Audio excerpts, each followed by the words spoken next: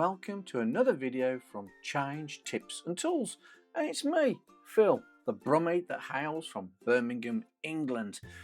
Now I'm here with an oldie or a forgotten function. We've had all these array functions and spill functions like the filter function, which is fantastic.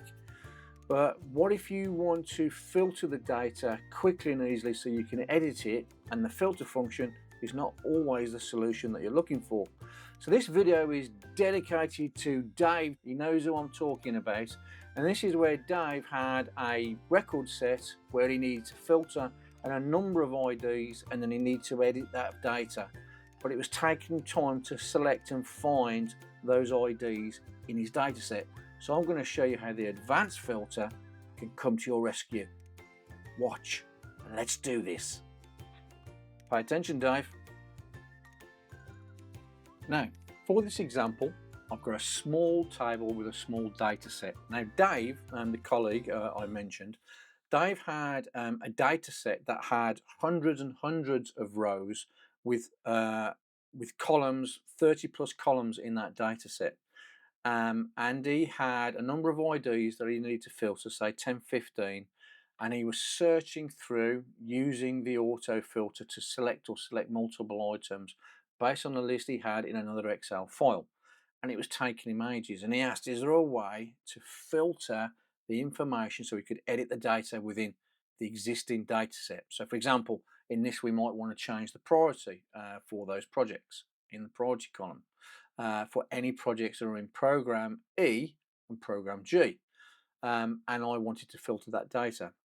And this is where the advanced filter really comes into its own. The filter function is great, the unique function is great, these new array functions, but if you want to edit the data in place, then the advanced filter, especially based on multiple criteria, is the way to go and save loads of time.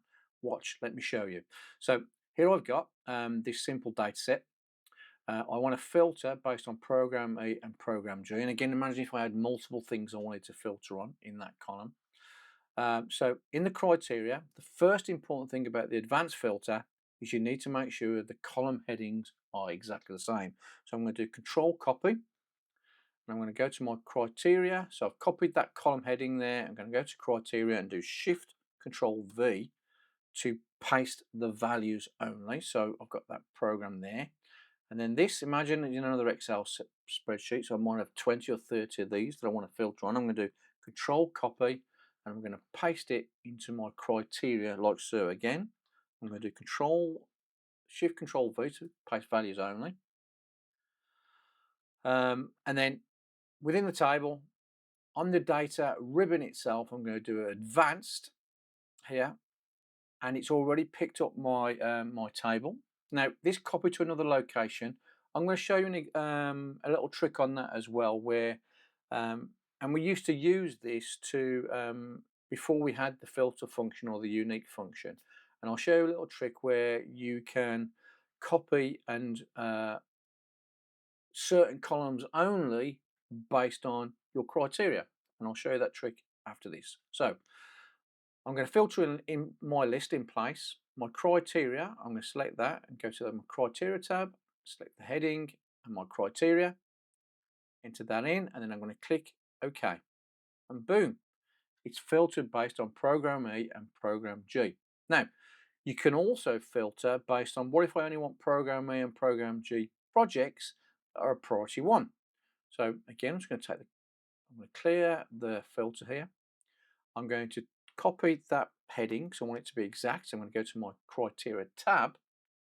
Let's just Shift Control V to do the values only, and let's do priority 1 for both those programs. And again, I'm going to go into my data on the data ribbon, do advanced filter, and then so it's got my range automatically. I'm going to select my criteria range like so. Let's enter that in and click OK, and there you go. Now you'll notice it hasn't included program G because there are no priority 1 projects in program G. Well, what if I want to filter based on where the priority is equal to or less than 2? You can put operators within your filter. Let me just clear that filter again. let's go over to the criteria and let's make this, say for example, everything that's equal and less to 2. So anything less than or equal to 2 for program A, anything less than or equal to 2 for program G. So I've done that priority criteria as well for both of those. And then again, if I select my table there, do advanced, do criteria, let's go to my criteria and let's include and see what happens. And if I click OK, and there you go.